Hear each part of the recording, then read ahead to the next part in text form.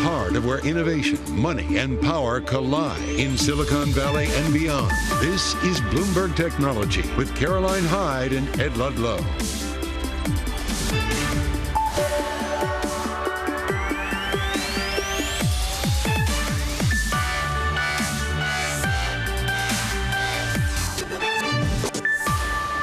I'm Caroline Hyde at Bloomberg's world headquarters in New York.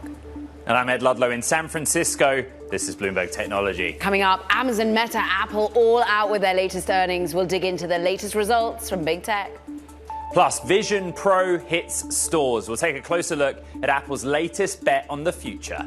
And an exclusive interview with the NVIDIA CEO, where he sees the biggest benefit from the AI boom. But first, let's get straight to some of these big moves when it comes to tech, Ed. And we are at record highs when it comes to Meta. Extraordinary. Yeah, record highs on Meta. There's like a compare and contrast here. Apple, I kind of think it's the story we expected. They did grow overall in the quarter gone just.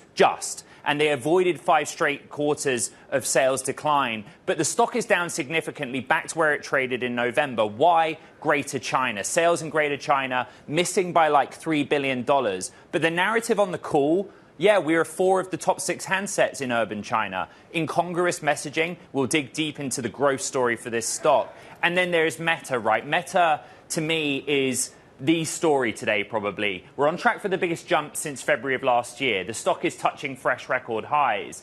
Is this an AI story, or is this a cyclical rebound in ads? Either way, 1 year ago, we lamented the spend and cash burn from Facebook Reality Labs on the metaverse.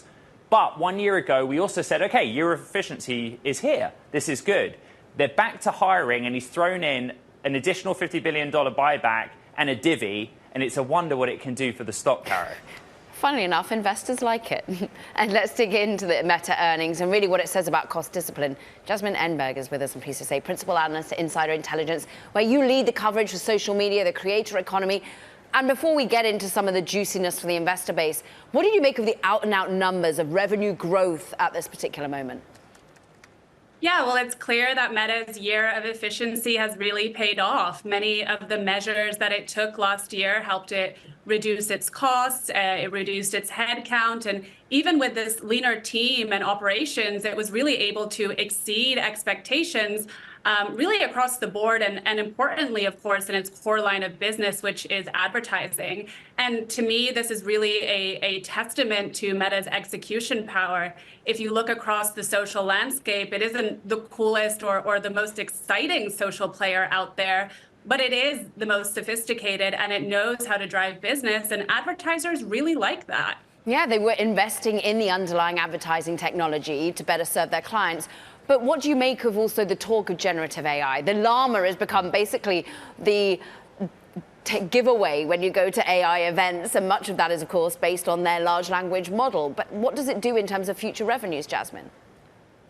Look, Meta wants to be an AI heavy hitter, and it is working hard and investing in AI to be able to do that. On the earnings call, just in the prepared remarks, you heard executives mention the word AI about 50 times, which really shows how much they're trying to emphasize their work there, as well as how much they truly are working there. And its AI investments have already proved to have a positive impact on its ad business. They talked a lot about its automated tools and AI-driven ad formats really driving performance. And at the end of the day, advertisers, they want efficiency and they want effectiveness. And those investments have really paid off there. And that bodes well for its broader ambitions in AI as well. I think what we're understanding, Jasmine, is the relationship between the ad business and AI now, right? And so Bloomberg writes in the blog, Meta is still the king of digital advertising. But what they point out is that the boost is coming from China-based companies on spending, and it's an association with AI-generated content. Do you understand that relationship and how AI is basically growing interest in its ad base?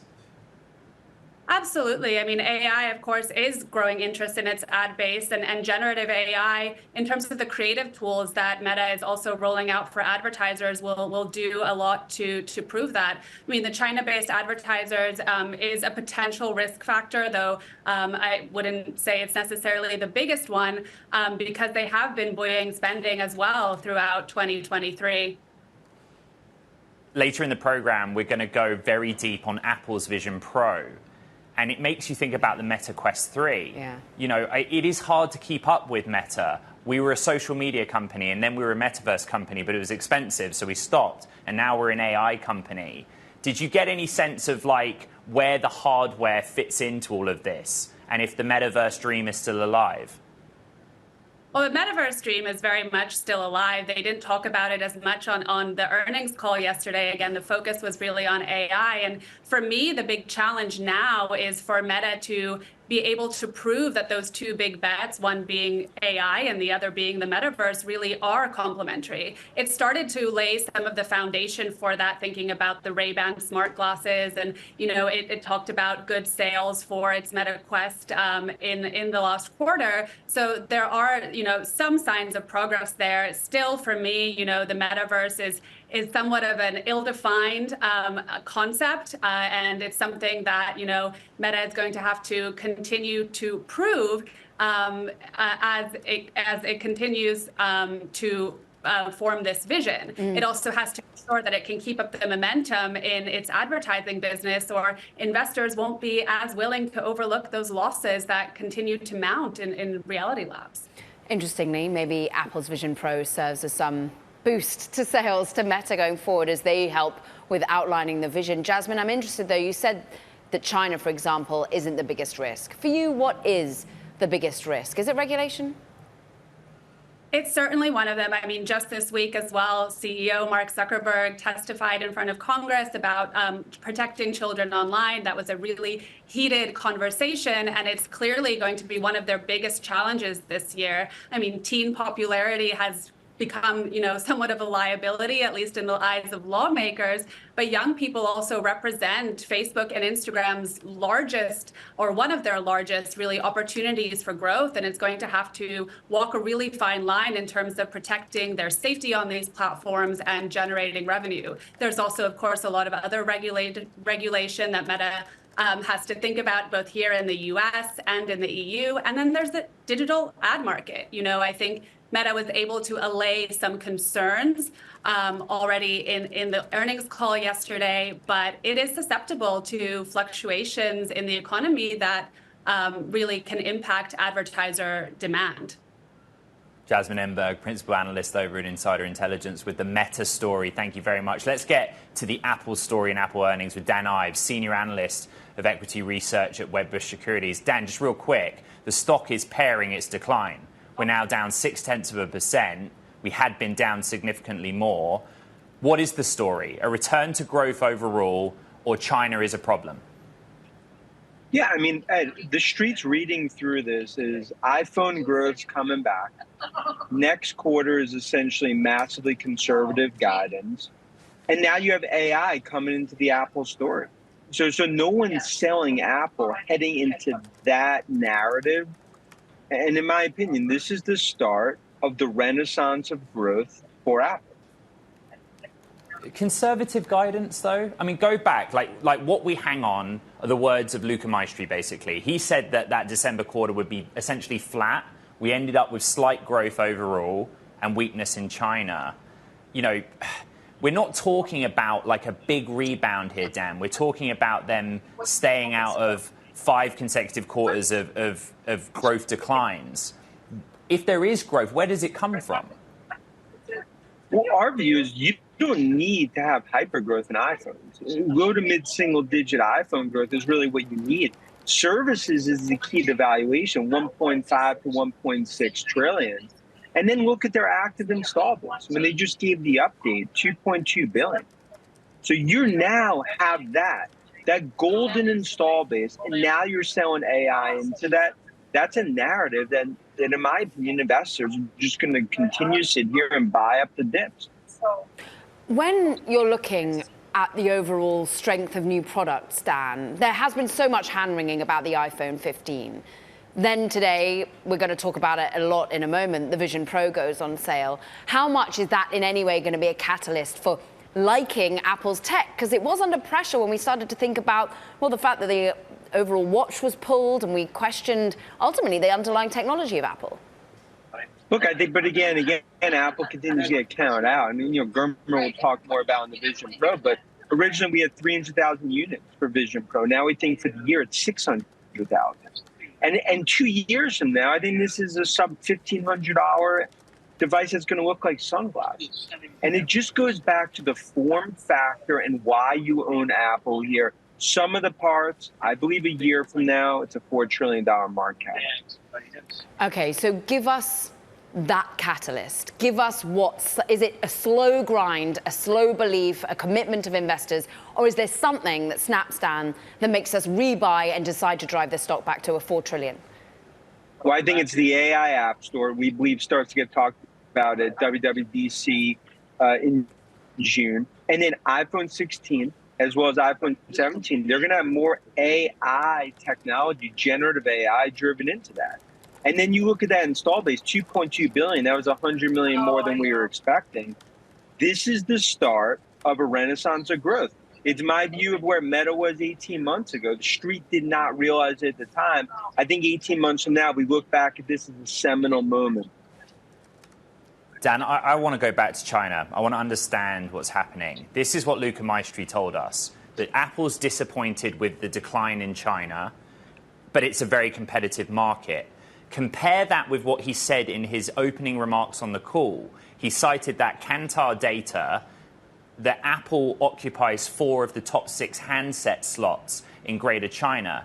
In the prior quarter, they said this isn't an iPhone problem. This is Mac and iPad where we have not had a refresh cycle. Explain the contrast in those two statements.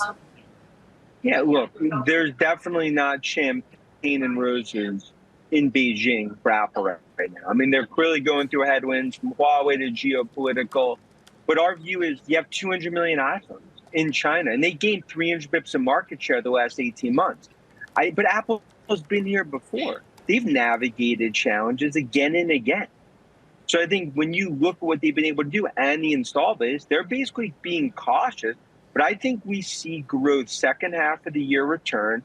And we view this as more of them navigating headwinds rather than the start of some structural problem that the bears have been talking about for the last $2 trillion of market cap upcoming.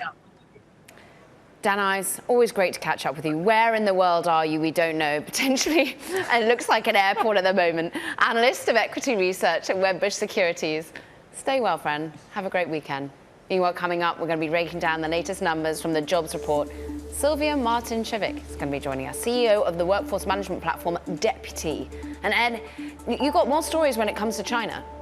Yeah, let's go back to China just really quickly. Tencent is on the move. Regulators in China have approved Nexon's next game. It's Dungeon and Fighter. It's a mobile platform, but analysts seeing really big upside for both of those.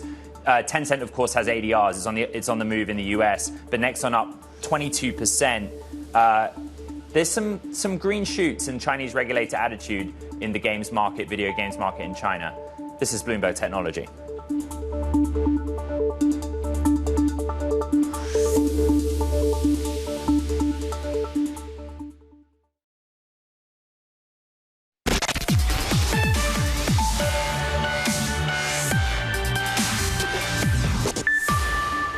Go back to where these markets are trading at the moment. In amongst the earnings, there is a whole load of impact coming from the macro picture today. NASDAQ drives higher, 1.2%, led, of course, by some mega moves in Meta that we were just discussing. Amazon doing well. We'll dig into that in a moment.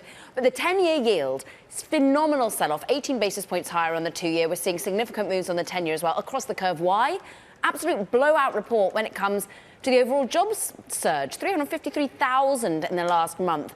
What then of all the tech layoffs that we've been seeing? It seems as though this economy is still going strong, and it means the Federal Reserve is unlikely to be cutting any time as soon as March, and certainly it's vindicated in holding rates steady. Bitcoin, as I show, actually up 0.6%, despite the US dollar managing to rally on the back of those numbers that make macro data as well. But Ed, this picture is so surprising when you think of our area of technology and just the ongoing narrative of job losses.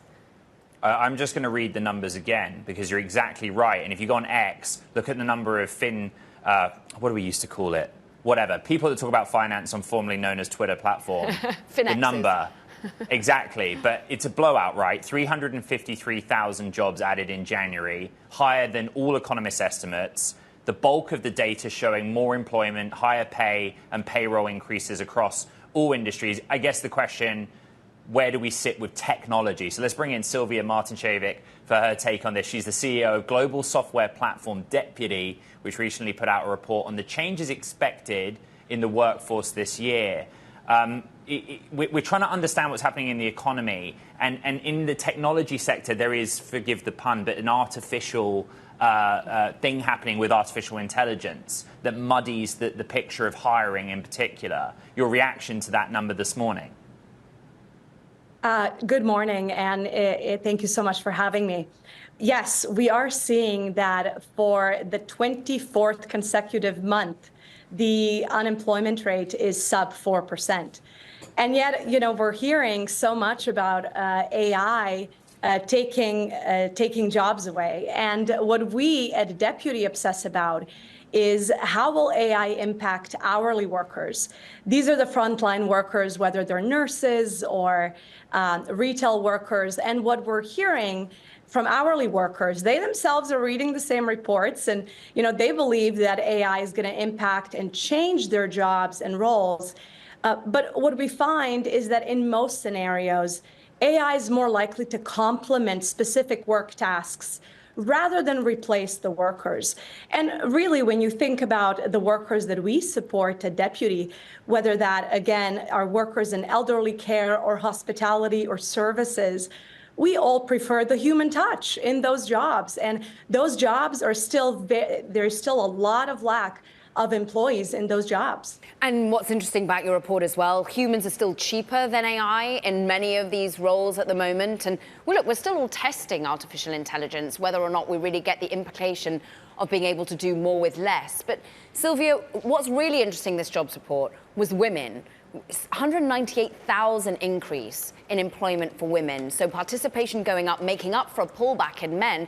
And you had some interesting thoughts about how much AI is going to help or hinder females in the workforce. Absolutely. We cannot talk about labor markets without talking about women. They constitute over 50% of hourly workforce. So this is an incredibly important topic. And when you think about historically, what were the barriers to women entering workforce? We know it's childcare accessibility and affordability, and it's also lack of predictability. But, at Deputy, we ask, what do women want from their work? And how can technology enable that? And what we found is that women want more predictability, and they want more flexibility when it comes to their weekly work schedules. And, our mothers and grandmothers worked 9 to 5, but women of today, Gen Z and millennials, they don't want 9 to 5 shifts. And so how can technology help that is actually, we believe that it can be a great enabler.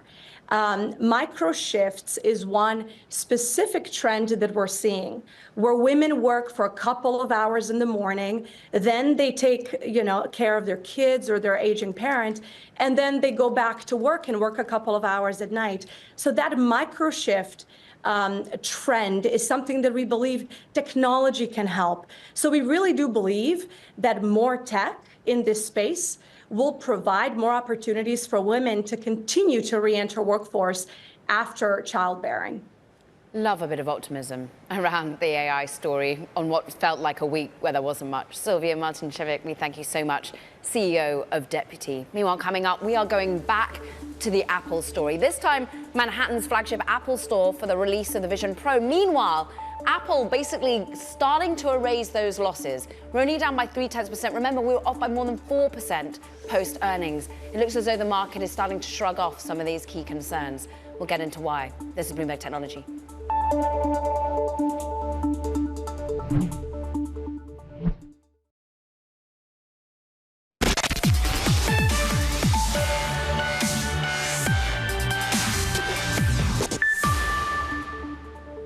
It's the official release day for Apple's big bet on virtual reality, the Vision Pro. Bloomberg's Dave Lee is live from Manhattan outside the flagship Apple store. The doors are open. It's on sale. What have you been up to? Well, I've been here since about 7 o'clock when it was slightly warmer than it is now, I have to say. And at 7, there was a healthy line of people waiting to head straight in and be some of the first to buy this new Vision Pro, which of course went on sale today for $3,500. Tim Cook, the Apple CEO, as expected, he was here. He opened the store, came out, greeted everyone, said thanks very much, and all the usual things we've come to expect from these first sales days for Apple. And then downstairs, I have to say, there's a decent amount of excitement. People, it takes about 20 minutes to get this thing fitted, so people were doing that and seeing what all the features were, and then emerging shortly after. So it's not quite an iPhone day, Ed. I mean, the line is definitely gone now. You can just head straight in if you'd like.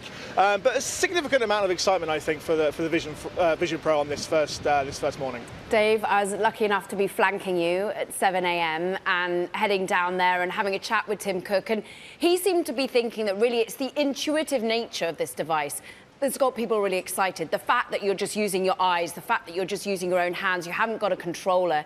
He himself also really liking the productivity use of it. But from your perspective, what do you like about it? You've tried, and I know you're a bit of an addict to the Quest, for example.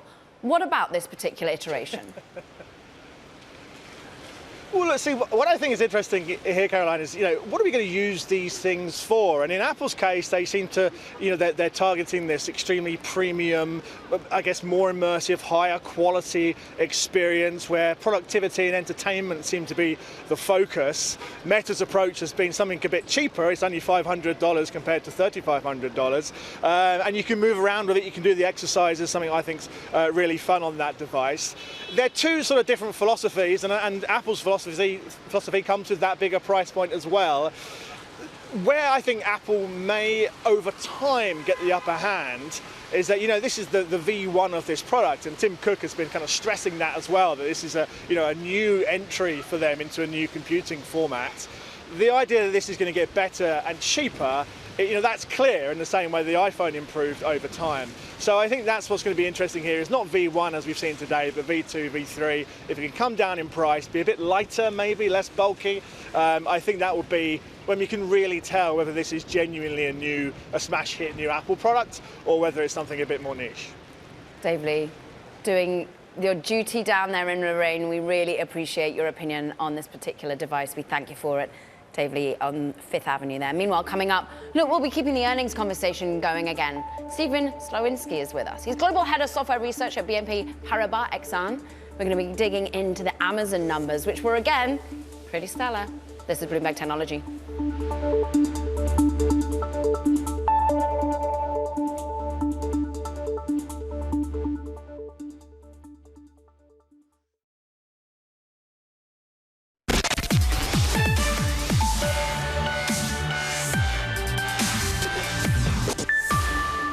Welcome back to Bloomberg Technology. I'm Caroline Hyde in New York.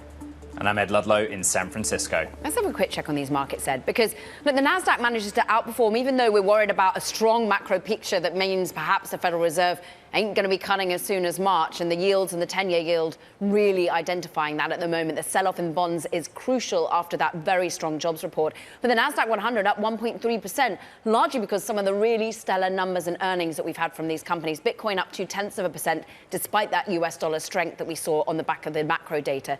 But dig into what's driving the Nasdaq 100. Just sea of green. Even Apple turns up to run, well, less than a point higher. But that's after their numbers showed, yes, a return to revenue growth, eking out that 2%. The market had anticipated a 1%. But remember, after 4 straight quarters of declines in revenue, that was a standout, despite that weakness in China, where we saw revenue off by 13%. But Meta, absolutely extraordinary, up 20%, new record high. And we're still seeing, of course, them managing to be tripling profit. They're really driving up revenue growth. They're going back to the basics of what's good at advertising, as well as still investing in their AI. And then we leave you to Amazon, up more than 7%. best online sales growth since early in the pandemic. This is about quicker shipping times, this is about job cuts, this is about discipline, and we can get to it with our next guest, Ed. Yeah, I think that there's a really interesting difference with Amazon, and that is principally, hey, look at the profit we're going to hit in the current quarter. Let's stick with Amazon with Stefan Slowinski, Global Head of Software Research at BNP Paribas Exane. And it just goes down to fundamentals. We love exciting stories. Meta's about AI and competition in ads, and Apple's about China and Vision Pro. For me, Amazon's just about, we're going to make a lot of money in the current period, and it's a lot more than the street thought. Yeah, hi, Ed. Thanks for having me on. So you're absolutely right. AWS, Amazon Web Services, squeaked by with 13% growth, but that was good enough. They are still losing share, we think, to Microsoft Azure. But we're seeing a recovery in cloud computing, large deals being signed, optimization ending. And that allowed for the market to focus on those North American margins, which they're able to lift and beat expectations. And I think what was important as well is with the Q1 guidance, they've actually left more room for upside. So if you look at the Q1 guide, 8 to 12 billion of EBIT, if you assume Amazon Web Services margins remain flattish at 29-30%, you assume international still loses some money, it actually implies the North American margins would go down from 6 to 4%. That's unlikely. The company gave us reasons why we should continue to see efficiencies there. So I think people see potential for beats coming ahead as well. I've not ever heard of that, a company guiding conservatively and leaving room for for upside. I'm just kidding. The thing that I'm interested in is the advertising business, because AWS one-on-one with Azure, we know the competition there. But Microsoft doesn't have that right now, ad business. How much of a strength is that for Amazon? I mean, certainly the ad business plays a good part of their online business, and that's been growing healthily in the mid-20s, and that's helping that margin as well. So as you pointed out earlier, Amazon was a company that in 2022 was doing sort of a 1% margin. The market thinks that can get up towards 10% here in 2025, and growing ads is a part of that. But I do think we need to keep an eye on what's happening with AWS versus Azure. Amazon Web Services is 50% of the cloud computing market if you look at just Microsoft, Amazon, and Google together. But in 2023, if you just look at the incremental revenue that those three generated in 2023, actually Amazon's share was down to 35%, with Microsoft Azure at 45%. And that's thanks to, obviously, the OpenAI relationship and what Microsoft and Google are doing on AI. I do think that gap may close again as AWS benefits maybe a bit more from the end of optimization. But that is something to watch as some of those share losses continuing on the cloud computing side. I'm interested in your price target, an ultimate sort of neutral rating on this stock. When we're thinking of $1.7 trillion market capitalization, that's still enormous. You see, though, what I think a price target, correct me if I'm wrong, of 150, so below where we're currently trading. Why that conservative nature of coming from you, Stefan? Yeah, we did raise that today to 160, but we are still neutral. But we do think that all three cloud computing companies benefit this year from Gen AI. So that's Microsoft Azure, that's Google Cloud, that's Amazon Web Services. And we actually think that that's a better way of playing Gen AI this year than the SaaS companies, where we may see some disappointments. And that's Microsoft Copilot, it's maybe Adobe Firefly, or even ServiceNow with Pro Plus, where we may not see that revenue generation this year. When we look at Amazon versus Microsoft, we do prefer Microsoft. We are outperformed there. There is a valuation gap. It's shrunk, but you are on sort of 27 times earnings for Microsoft on 2025, about 30 times for Amazon. And you still do have much higher margins, of course, much better returns at Microsoft, and probably even higher revenue growth. So we think all three will benefit, but we have to have some preferences, and that's why we stick with Microsoft. Stefan, great to put that context into play for us. We thank you so much. Stefan Slowinski, Global Head of Software Research over at BNP Paribas Exane. We thank him for it. Meanwhile, let's get back to the other big stock on deck, Apple's earnings. Bloomberg Intelligence senior analyst Anurag Rana joins us. And Anurag, well, the share's actually turning positive after a 4% slump. Are we managing to counteract it with the Vision Pro news, or is it more that we're getting okay with the fact that China will be short-term in nature? Yeah, I have no idea. I'm a bit surprised at that, too. I mean, I think the print last night basically said there's going to be very little growth this year. So it is concerning. And I don't think Vision Pro can offset that. Listen, even if you sell 1 million units, which is way above anybody else in the world has modeled this out. That's $3.5 billion in revenue. Apple generates over, the consensus is roughly around $400 billion. So that would be, less than 1% of total, revenue addition to Apple. So this is not a needle mover when it comes to sales. I mean, China is the big factor, and we see nothing but disappointment there. Kara, Anurag's keeping it real, which, if you read some of the notes out this morning, he's a bit of a standout in that respect, because a lot of people do see growth. I still don't understand this issue of China. We've done a lot of it on the show, but one thing that we haven't discussed is services revenue in Europe and the installed base. Yeah. The installed base continues to grow. So even if you look at one market geographically and say weakness in China, or one product category, weakness in whatever, overall, more people are buying Apple products and they have Apple products, and the services side's doing good. Yeah, see, one of the things you have to talk about, we all know Apple's a phenomenal company. Amazing, installed base, services, all sorts of things that's going. But at the same time, you want to talk about the revenue model. How much can this grow this year, next year? This year, it's going to be less than 5%. Next year, maybe 5%. So the question is, how much do you pay for a stock where it's going to grow, 4 or 5%? And, I was listening to your colleague before. When you look at something like an AWS or a Microsoft, you're going to get double-digit growth for multiple years to come. So you take that into account, and then you match up. Apple has a lot to explain here, that how do they get to that 7-8% growth here? And I think it's going to be a challenging task, at least for this year and next year. Because at the moment, the market braces for yet another revenue decline in their fiscal second quarter. So back to what we were seeing all of last year. I mean, any exuberance about this new VR, AR reality that we get on sale today, Anurag? No, not on that. But, he did utter the magic word Gen AI on the call. Mm-hmm. And you're gonna talk about launching some new tools and / products sometime in the second half of this year. I think that's a wild card that could, basically prove me wrong. Because if they're able to come up with certain things that are embedded in iOS 18 that will really make productivity higher, then you don't really need to download an app and do a lot of that stuff. And for that, maybe you need to go to iPhone 16 or the next version of the iPhone that may have some capabilities, and that can drive the refresh cycle of iPhone that we've been all waiting for. Bloomberg Intelligence Senior Analyst Anurag Rana, keeping it real. Thank you very much. Happy Friday.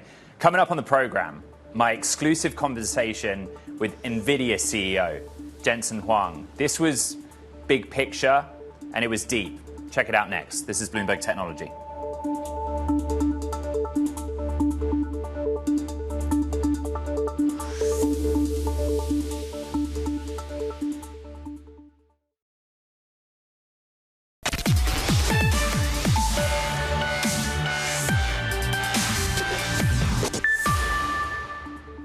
Jensen Huang says that artificial intelligence will matter to every single country and industry on the planet. And crucially, that's going to drive up sovereign AI demand for his company's products. I spoke to NVIDIA's CEO yesterday.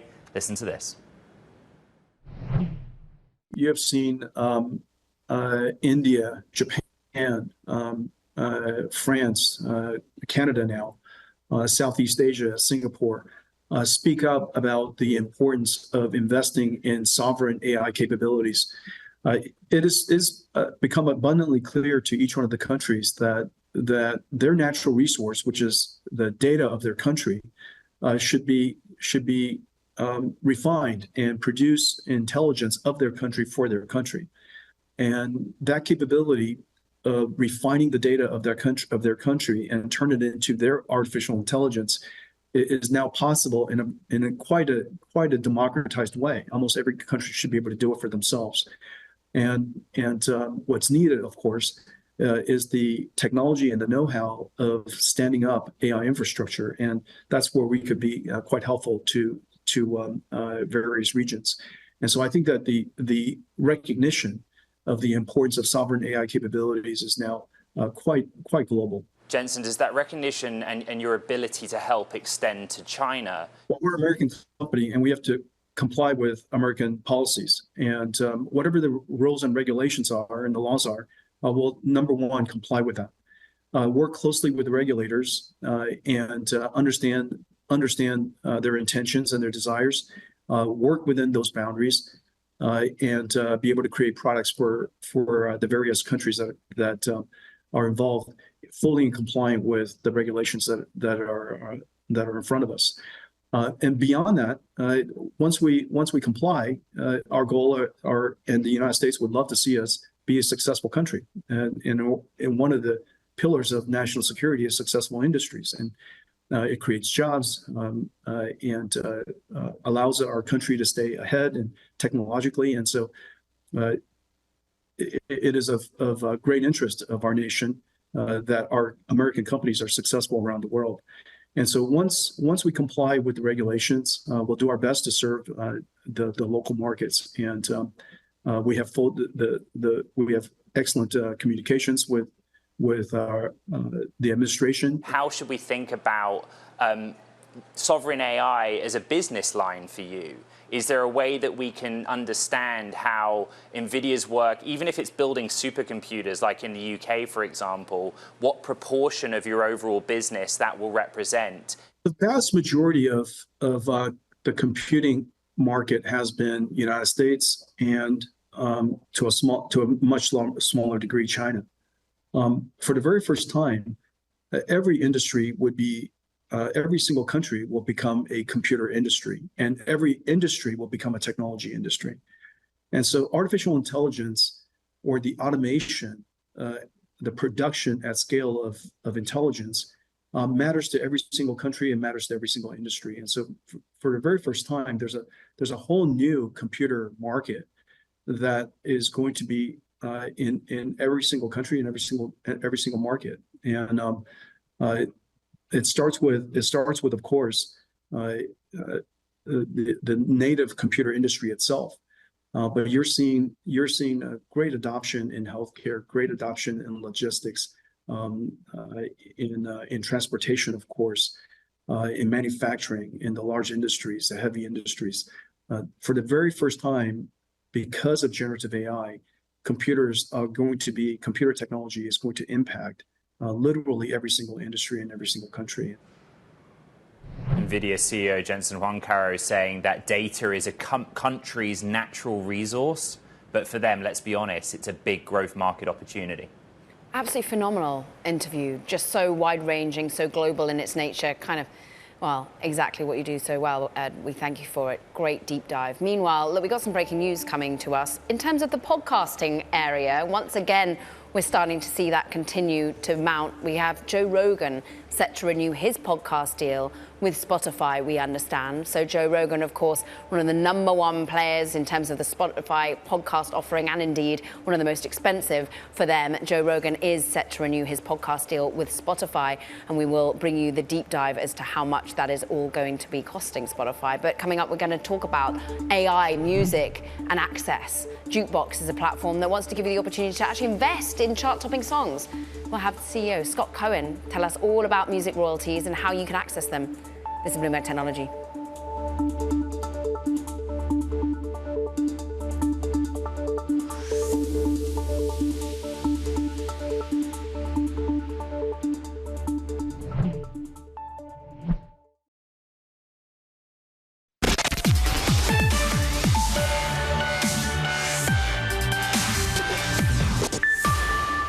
TikTok. Well, users will no longer hear the music of artists like Taylor Swift, like Drake, while using the app. Since talks between the social media platform and Universal Music Group, they failed. Here were the details. Bloomberg's Chris Palmieri. And Chris, the date was January the 31st. It wasn't able to be agreed upon. And the fight seems to be, what, from UMG's perspective over AI and money, and from TikTok's perspective, that we give you loads of free advertising, basically. Yeah, I'm smiling because this is Grammy week in LA. Parties everywhere gearing up for Sunday's awards. It's may have been a total coincidence, but this was the perfect time for Universal to do this. Going to get a lot of sympathy from artists. It's going to be the #1 topic of conversation everywhere, and very awkward for TikTok. they're a huge part of the marketing of music these days. Billion users, over 100 billion in revenue, and yet only 1% of Universal Music's revenue. And so this is going to have an impact on TikTok, lesser impact on Universal, but everyone is going to have something to say about this. Chris, let's get some more on this breaking news. Sources are telling Bloomberg that Joe Rogan's close to renewing a deal with Spotify. What are the details?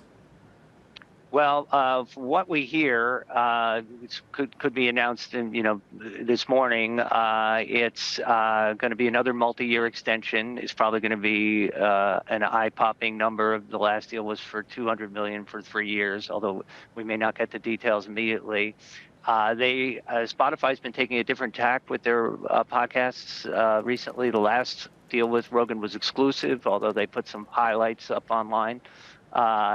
This one may be available on other platforms, so that would be a departure. All right, Bloomberg's Chris Palmieri with that breaking news and some more details. Spotify up 2%. Interesting. Sticking with the music space, what if you could invest in a hit song? Jukebox, which is currently seeking SEC approval, is a platform that aims to provide people with the opportunity to hold interests in music-related investments. Here to tell us more, ahead of the Grammys, is the company's CEO, Scott Cohen. So for clarity, this is not something you yet have approval for. That is pending. But I guess I start with the demand side. You must know that this is something that either the everyday retail investor or firms actually want to buy into.